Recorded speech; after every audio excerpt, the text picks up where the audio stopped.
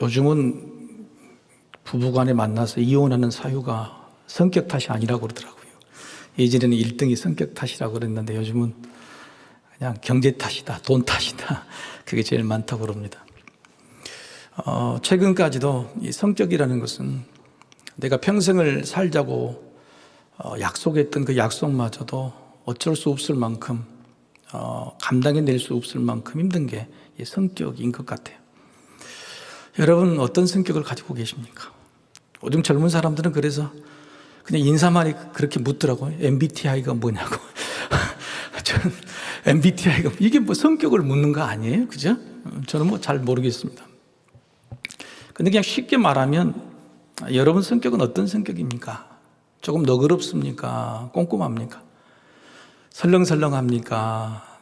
아니면 좀 차근차근 가십니까? 아니면 급한 걸 좋습니까? 아니면 뒤따라가는 게 좋습니까? 하나님의 성격은 어떤 성격일까요? 우리 하나님은 사랑과 공의라 이렇게 말씀하시지만 하나님은 어떤 성격일까? 제가 본 하나님의 성품은 너그럽기도 하지만 꼼꼼하신 분이다. 꼼꼼하신 분이다. 그래서 머리털까지 세심받았다. 들풀도 입히시고 참새들도 먹이신다. 그런 거죠. 하나님의 허락지 아니하시면 아무것도 해결되는 게 없다. 굉장히 꼼꼼하신 분이다. 꼼꼼한 성격의 사람과 같이 살면 여러분 좋을까요? 나쁠까요? 아이고, 바로 나쁘다. 여러분 꼼꼼한 성격이 좋은 것도 있고 나쁜 점도 있겠죠. 그죠? 왜냐하면 꼼꼼하게 따진다 그러면 힘들죠. 그죠? 참 꼼꼼하게 따진다 힘든 성격입니다. 근데 꼼꼼하게 챙긴다 그럼 좋은 거잖아요. 그렇죠? 그래서 성격이 뭐가 좋다 안 좋다가 중요한 게 아니고 어떤 성품이든지 그 성품의 바탕에 사랑이 있느냐가 중요합니다. 자기 성격이 급하든지 아니면 좀 천천히 좀 느슨하든지 상관없어요. 그런데 그런 성격을 가지고 그 바탕에 사랑을 품고 쓰느냐 안 쓰느냐가 큰 차이가 있다는 거예요. 여러분 하나님이 꼼꼼하신 분이죠. 근데 꼼꼼하신 하나님이 꼼꼼히 따지면 어떻게 되겠어요? 근데 하나님이 꼼꼼히 챙기신다 그러면 하나님의 사랑이다 이렇게 느껴지는 겁니다. 왜 이런 말씀을 드리냐면 우리는 하나님을 어떻게 이해하고 있을까? 꼼꼼하게 이해하고 있을까 하는 거예요. 하나님을 두리뭉실하게 사랑의 하나님, 능력의 하나님, 나의 하나님 이런 게 아니다. 예를 들어서 오늘은 자고 일어나 보니 하나님이 내 눈물을 닦아주신 하나님이더라. 그죠? 밤새도록 너무너무 힘들었어요. 잠도 못 이루고 눈물을 흘리다가 잤는데 아침에 보니까 참 마음이 개운하고 내 눈물을 닦아주신 하나님이다. 하나님을 이렇게 꼼꼼하고 세밀하게 보면 얼마나 좋겠냔 말이에요. 하나님은 언제든지 팔을 벌려 나를 기다리신 하나님이다. 내가 이 땅에서 어떻게 살든 어떤 모습으로 마무리를 하든 하나님은 저 천국에서 언제든지 팔을 벌려 나를 맞이할 준비를 하고 계신 하나님이라고 생각한다면 오늘도 내가 살아갈 맛이 있고 두려움은 사라지게 되는 거예요. 외롭고 쓸쓸할 때도 그때는 하나님이 어떤 하나님이냐? 내 손을 잡고 가시는 하나님. 자식을 위해 기도하고 가족을 위해 기도할 때 전능의 하나님, 내 자식을 도와달라는 게 아니에요. 하나님, 내 자식의 눈에서 눈물을 닦아주십시오. 오늘 또 홀로 외로이 울고 있는 내 딸의 손을 우리 하나님 잡아주시고 오늘 또 세상 가운데 방황하고 있는 우리 아들을 하나님의 따뜻한 품으로 품어주십시오라고 기도하면 그 기도가 얼마나 좋은 기도냐는 거예요. 우리가 믿음을 가지고 있어도 하나님을 어떻게 이해하느냐에 따라서 차원이 달라지는 거예요. 차원이. 우리가 서로 살아가는 사람에게도 이렇게 꼼꼼하게 깊이 있게 따져본다면 그 사람이 새롭게 보이고 매일매일 기대가 될 것인데 늘 자고 있는 똑같은 모습으로 대하고 똑같은 생각으로 그런다면 인생이 지루하지 않겠습니까? 믿음도 마찬가지다. 능력이 없다고 하는 거예요. 왜 오늘 이런 말씀을 드리냐? 여호수아서는 여호수아가 기록한 거예요. 근데 여러분 여호수아가 지금 가나안 땅에 들어와서 하는 일이 뭐죠? 전쟁 아닙니까? 전쟁. 자기 집도 아니고 말을 타고 다니고 사람을 죽이고 잠도 제대로 못 자고 먹을 것도 제대로 못 먹는 그런 상황 속에서 여호수아가 나중에 와서 전부 다 이 여호수아를 꼼꼼하게 기록했다. 여러분 오늘 무슨 일 하셨어요? 다 기억하시면 지난주에 만나신 분 기억나세요? 여러분 오늘요 이 성경에 등장하는 왕의 이름만 요단 동편과 서편이에요. 요단 동편의 2명의 왕, 요단 서편의 31명의 왕을 여호수아가 그 전쟁통에 기억했겠어요? 안 했겠어요? 기억해서 기록한 거예요. 어떤 땅에 어떤 성에 심지어 그 왕의 이름까지. 요즘 제가 이름이 기억이 잘 안 나. 그러면 우리 옆에 아내가 딱 대답을 해줘. 맞아. 그러는 거예요. 여러분 여호수아가 그 경황 중에 이렇게 많은 사람이 이 왕들을 어떻게 기억했겠어요? 뭐 했을까요? 기록했다는 말이에요. 이순신 장군이 왜 유명해진지 아십니까? 이순신 장군이 왜 유명해졌겠어요? 지금으로부터 600년 전의 일인데 난중일기 때문에 그런 거예요. 난중일기. 이순신 장군이 그 유명한 자기 이야기를 자기 기록에 일기에 매일 꼼꼼하게 써놓은 거란 말이에요. 신이여 나는 아직도 이 임금한테 아직도 12척의 배가 남아있다는 것이고 그 시들 전부 다 난중일기에 기록을 해서 이순신 장군이 얼마나 훌륭하신 분인가를 나타나게 하는 것이죠. 여러분 오늘 본문의 설교가 제가 쉽겠어요? 어렵겠어요? 그래서 저렇게 어려우니까 처음부터 뻘소리를 자꾸 해서 한다 그러지만 여러분 설교하다가 제일 어려운 것이 이런 거예요. 맨날 사람 이름 나오고 족보 나오고 어떤 지파의 숫자가 몇 명이라고 이런 거 나오고 설교하기 너무 어려워요. 근데 성경에는 1.1획도 허투루 쓰인 게 하나도 없단 말이에요. 왜 이렇게 기록을 했을까? 여호수아가 다 끝나는 거 아니도 중간점에 이렇게 하면 기록했을까? 마치 뭐가 똑같냐면 여러분 꼼꼼한 사람은 자기가 어디 식당에서 무슨 음식을 먹으면 방식이 나올 때 뭘 챙겨요? 영수증을 챙기죠. 가계부를 쓰는 거죠. 이게 뭡니까? 자기가 정리를 해요. 자기 삶에 대해서 한번 보는 거예요. 이스라엘 백성들이 지금까지 자기가 한 것처럼 보이지만 하나님께서 이들을 얼마나 도와주셔서 낯선 땅에 와서 단 한 번의 실패, 아이성의 실패 딱 한 번 외에는 한 번도 저번 일이 없이 완승을 거둔 이 놀라운 역사를 여호수아가 꼼꼼하게 기록해놨대요. 그것은 승전의 자기 자랑을 기록한 것이 아니라 하나님이 우리를 얼마나 꼼꼼하게 세심하게 세밀하게 사랑해 주셨는지를 우리들이 알 수 있도록 기록해내요. 후손들이 알 수 있도록 기록해놨다는 거예요. 오늘 이 증거가 몇 가지가 있습니다. 먼저 한번 이 지도를 좀 보시고 통째로 보시죠. 오늘 숲과 그림 이야기를 했는데 숲에 대한 이야기를 좀 보시면 되겠어요. 보이신가요? 그죠?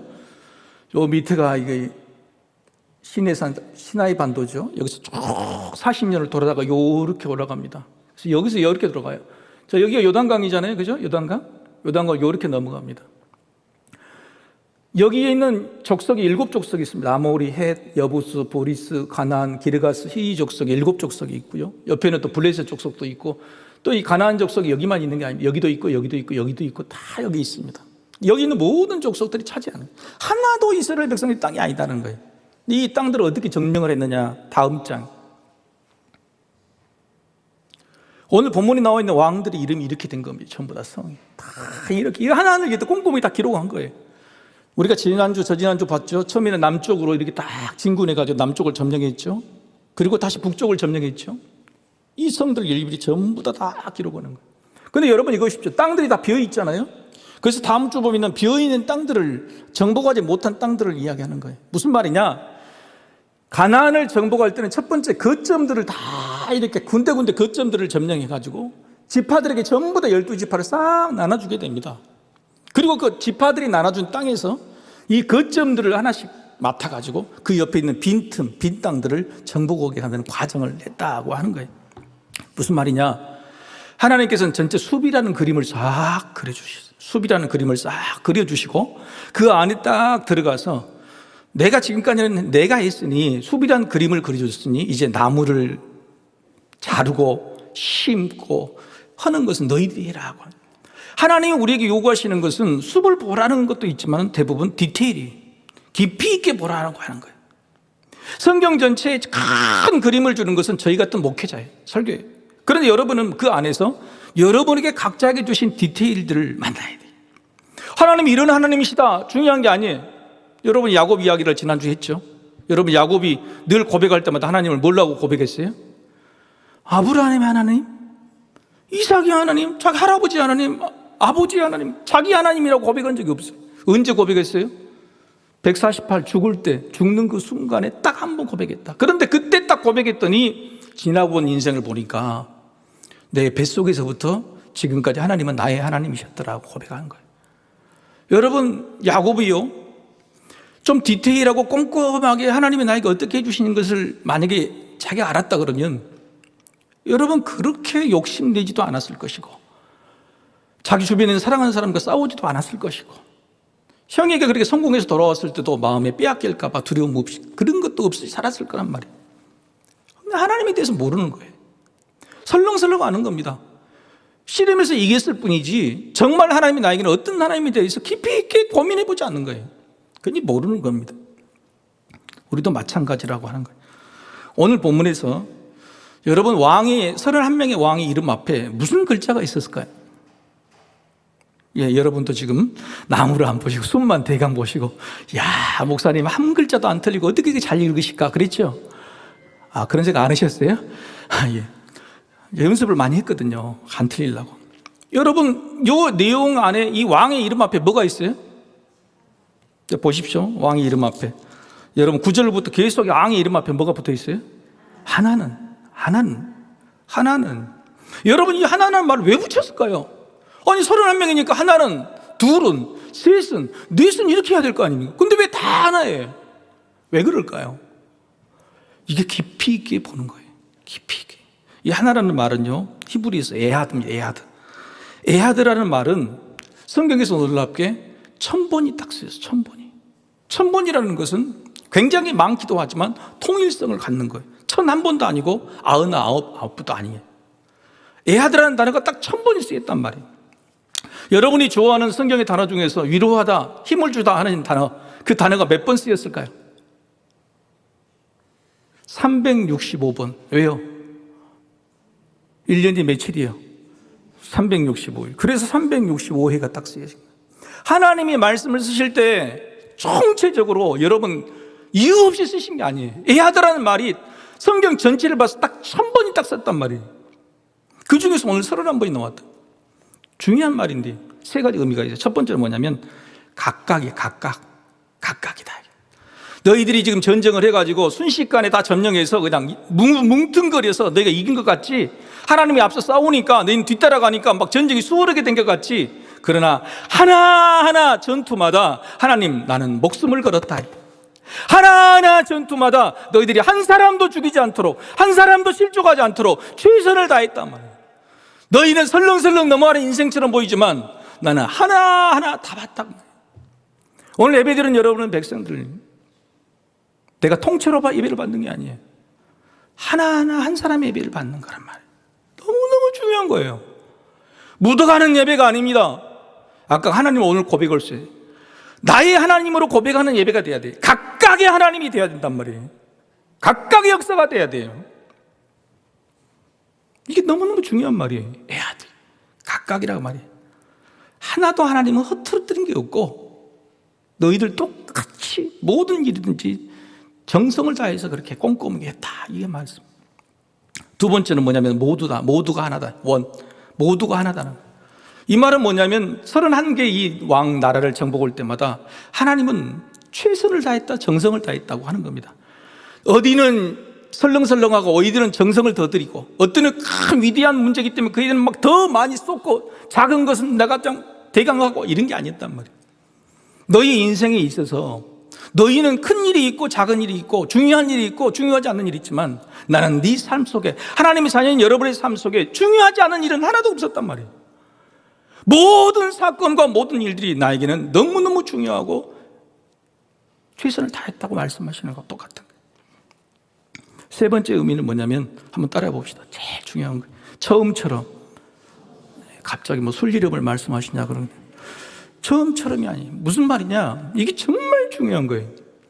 5년 10년에 걸친 계속적인 싸움 속에서 하나님은 성을 만날 때마다 마치 새로 시작하는 것처럼 늘 새로운 마음으로 이 일들을 행했다고 말씀하시죠. 그래서 모든 성 앞에 하나를 붙인 거예요. 여러분이 지금 드린 예배는요, 하나님께 처음 드린 예배처럼 드려야 돼요. 내가 수십 년 동안 일하고 수십 년 동안 예배 드린 건데 늘 반복적인 예배, 똑같은 예배가 아니에요. 오늘 처음인 것처럼 하나님을 만나고, 오늘 처음인 것처럼 찬양하고, 오늘 처음인 것처럼 하나님께 예배를 드려야 돼요. 왜? 하나님이 그러신다. 나는 오늘 네 예배를 오늘 처음 만난 것처럼 첫 예배로 받으시겠다. 하나님이 원하시는 게 그거란 말이에요. 오늘 본문에 하나님이 꼼꼼하게 세밀하게 여호수아를 통해서 기록해낸 내용 속에서 우리는 하나님의 꼼꼼하고 세심하신 사랑을 우리가 알 수가 있고, 우리도 그런 믿음으로 하나님께 드려야 된다고 하는 것이. 여러분, 우리 하나님은 어떻게 합니까? 예를 들어서 하나님이 나에게 일해 주신 것이, 하나님이 나의 일을 해주시고 나의 삶을 지켜주신, 그런데 하나님이 나를 위해서 일해 주신 것이 어떻게 일해 주시냐를 꼼꼼히 따져봐야 돼. 하나님이 나를 위해서 일해 주신 게 뭘까?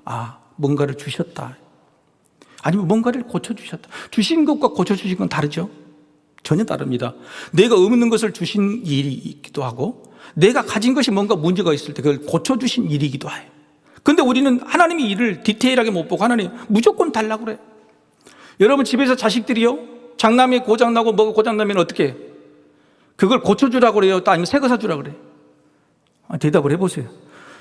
새 거 사주라고 그러지. 우리도 하나님한테 맨날 주시는 하나님의 생각은 나고, 하나님 주십시오, 주십시오라고 기도하지. 하나님, 이미 주신 거 내가 잘못 썼으니 고쳐주십시오라고 말할 수 있는 그런 디테일이 있으면 하나님이 얼마나 고맙겠어요.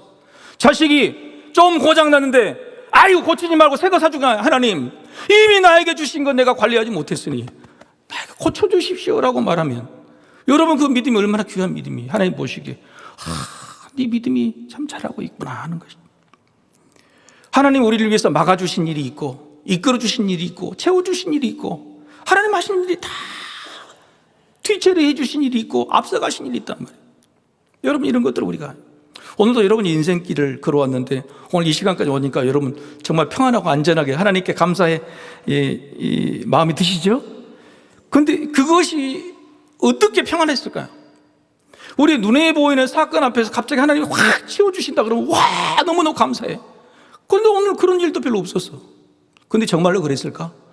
우리가 보지 못했을 때 하나님이 미리 저 앞서서 길을 열어주시고 장애물을 치워주시고, 아니 여러분은 헛들어뜨리고 막 헛들이고 가는데 문제가 생길 것을 하나님께서 뒤에서 뒤치락거리 해주신지를 어떻게 아냐 말이에요. 여러분, 이런 것들을 우리가 디테일하게 볼 수 있으면 감사가 된다. 내 손에 쥐어지고 내 눈에 있는 문제가 사라지는 게 중요한 게 아니고, 내 눈에 보이지 않더라도 나도 모르게 뒤처리해 주신 하나님이 있대. 없겠어요? 그런 하나님이? 안 하셨겠어요? 나도 모르는 사이에 내 앞에 있는 앞길을 열어주신 하나님이, 그것을 우리가 보고 보면 감사할 수 있어야 돼. 그래서 디테일로 들어간다면 훨씬 더 많은 것들을 알 수 있어요. 하나님의 용서에 대해서 한번 생각해 보십시다. 용서받은 거죠. 여러분, 하나님의 용서가 우리는 은혜라고 그러잖아요. 그렇죠? 근데 용서받은 것 때 하나님께서 그냥 눈 감고 가신 거죠. 묵고 하신 것도 용서죠. 그렇죠? 내가 분명히 벌을 받을 줄 알았는데, 분명히 보셨는데도 불구하고 눈을 감고 가셨다. 이것도 용서예요. 얼마나 큰 용서예요. 하나님이 매를 때리셨어. 그런데 내가 볼 때 이 벌은 10대를 맞아야 되는데 하나님 몇 대만 때리셔? 한 대만 때리시고 간다. 그것도 용서가 아니에요. 근데 그것은 우리는 용서가 아니라고 생각해. 하나님한테 맞았으니까, 벌을 받았으니까. 그런데 그것은 10대를 맞을 배였어요. 그런데 한 대만 때렸다 그러면 그건 용서란 말이에요. 눈 감아주신 것과 한 대를 맞은 것도 다 용서가 다 구분이 되는 거란 말이에요. 옆 사람한테 인사합시다. 이만하면 다행이요. 이만하면 다행이에요. 하나님이 제대로 때리셨다 그러면 살아남겠어요? 예? 그것도 안 때리신다 그러면 여러분이 잘한 것이 완벽하게 살았냐고요? 벌 받아야 되고 못 살고 형편없이 살았는데 하나님이 그만큼 10대를 때리신 게 아니고 한 대만 때리고 지나가신 거예요. 그럼 그거 용서 아니냔 말이에요. 그거 감사 아니냐고. 여러분, 그렇게 생각해야 돼요. 그렇게. 그래야지 그게 하나님이 하신 일들을 구체적으로 보게 되는 거예요. 기도를 합니다. 하나님이 응답해 주시는데 아무리 기도해도 응답이 안 된다고. 하나님, 이 일을 좀 풀어주세요. 응답이 안 된다고. 세상에서 믿음이 제일 좋은 사도 바울도요, 내 몸의 병 좀 고쳐주세요. 고쳐주셔서 안 고쳐주셨어? 안 고쳐주셨어. 그런데 사도 바울이 뭐라 그랬어요? 내 몸의 가시, 이것이 약할 때 강함이요 오히려 나에게는 은혜라고 말했어요.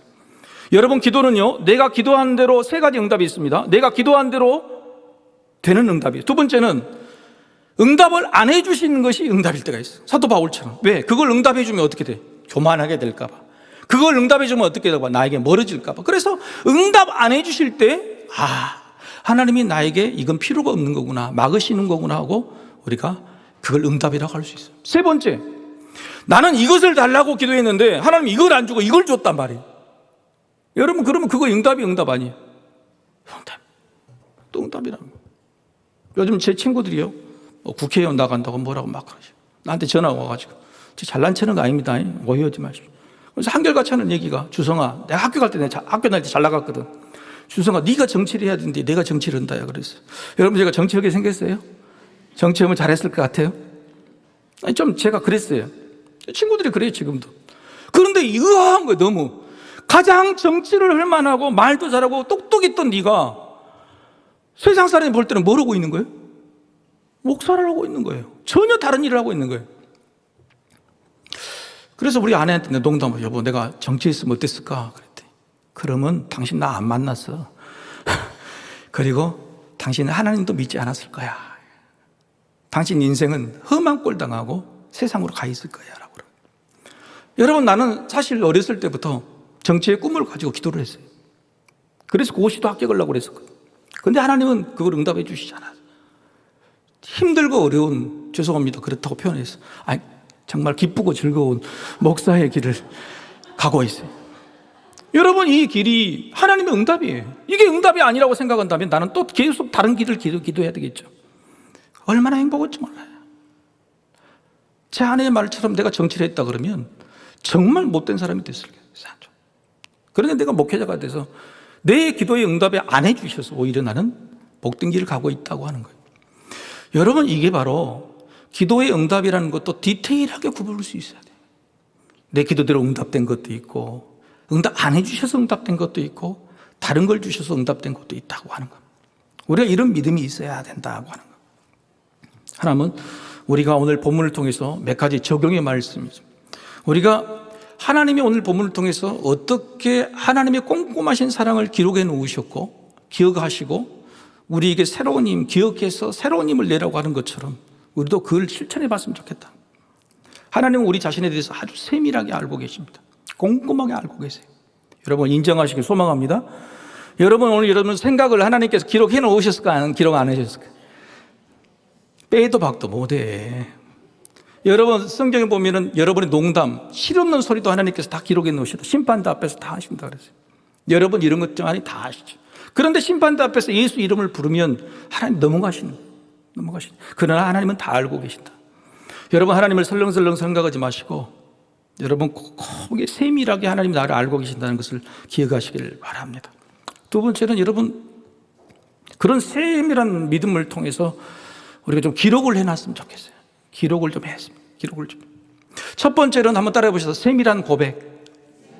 아까 같이 하나님은 전능의 하나님을 사랑하는 게 아니라 오늘 나의 눈물을 닦아주신 하나님, 오늘 나의 앞길을 열어주시고 막아주신 하나님, 이렇게 세밀한 고백들을 드릴 때 하나님 얼마나 기뻐하시겠어요.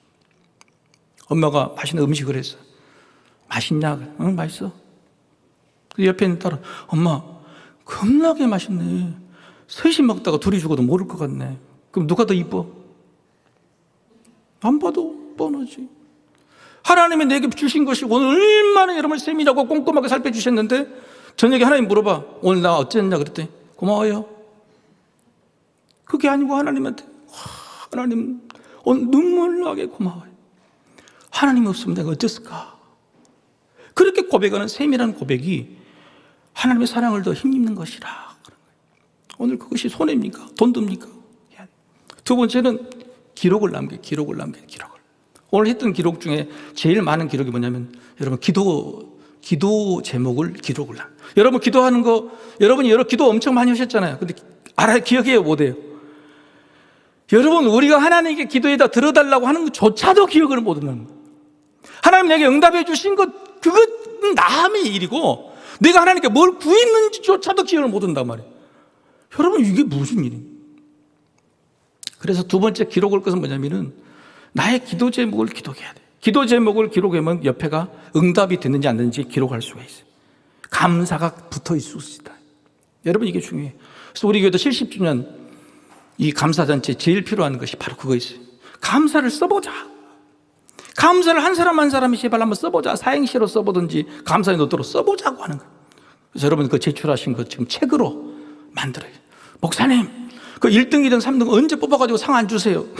상이 그렇게 받고 싶은 게 아니고 그 감사의 종을 모아서 각각 모든 하나를 다 하나도 안 빠뜨게 다 모아가지고 책으로 만들어서 기록에 남기겠다. 이게 바로 진짜 하나님이 받으실 만한 것이 아닌가. 세 번째는 한번 따라해 봅시다. 기억에서 기대하기. 하나님께서 왜 이렇게 여호수아를 통해서 기억하고 여기 책에 써라 그랬겠어요? 길갈에 비석을 세우고 간 데마다 제단을 쌓으라 그랬겠어요? 기록한 그곳에서 다음 세대가 힘을 얻기를 바라는 거예요. 사랑하는 성도 여러분, 부모인 세대가 우리가 하나님 우리에게 뭐 어떻게 해주신 것을 기록을 해야 돼요. 기억하고 기록해 놓을 때에 바로 거기에서 다음 세대의 꿈이, 우리 미래의 소망이 싹이 트는 것이라. 어제 교회는 처음 오신 분이 계셨어요. 저한테 85세 되시는데 폐암 말기 어머니가, 자녀가 인도를 해서 왔어요.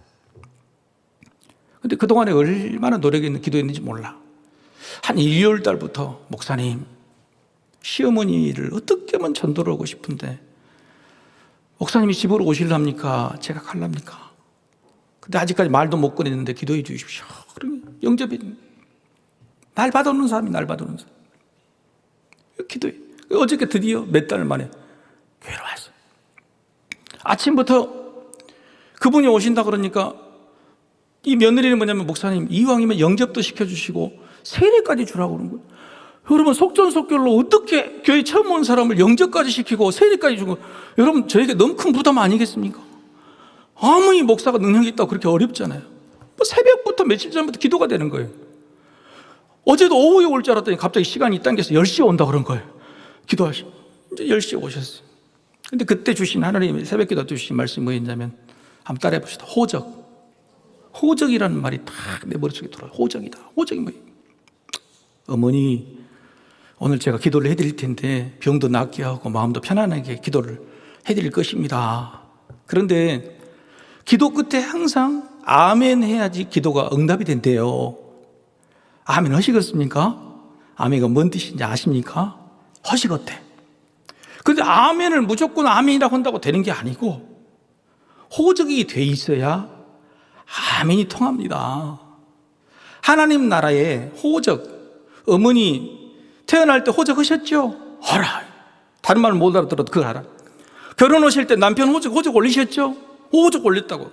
그런 것처럼 아멘에서 기도가 응답되려면 하나님 나라에 호적이 올라가 있어야 됩니다. 근데 그 호적을 하는 것을 오늘 같이 하실랍니까? 그래야 아멘이 되는 게 한다고. 하나님 나라의 호적은 교회 호적인데 그게 바로 세례입니다. 오늘 내가 세례로 호적을 우리 교회에 올릴 테니까 내가 기도하는 아멘을 하면 아멘대로 될 줄로 믿습니다. 그랬더니 호신다고 그러더라고요.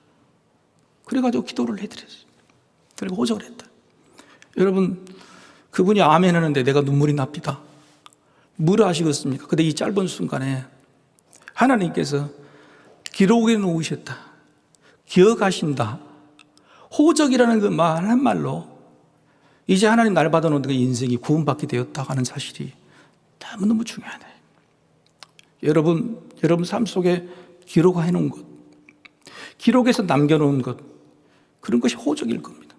여러분이 하나님을 사랑한다는 그 고백들, 그것이 기록으로 남겨진다 그런 것은 하늘나라 생명책에 호적처럼 쓰여지는 기록들이 될 것이고, 여러분의 자녀들이 그것을 통해서 힘을 얻는 귀한 동력이 될 것입니다. 여러분의 호적은 절대 쉽게 지어지지 않은 걸 믿으시길 바랍니다. 하늘나라 생명책에 여러분의 호적도 단지 기록되어 있음을 믿으면 오늘 또 힘을 낼 수 있을 거라 생각이 됩니다. 우리 같이 기도하십시다.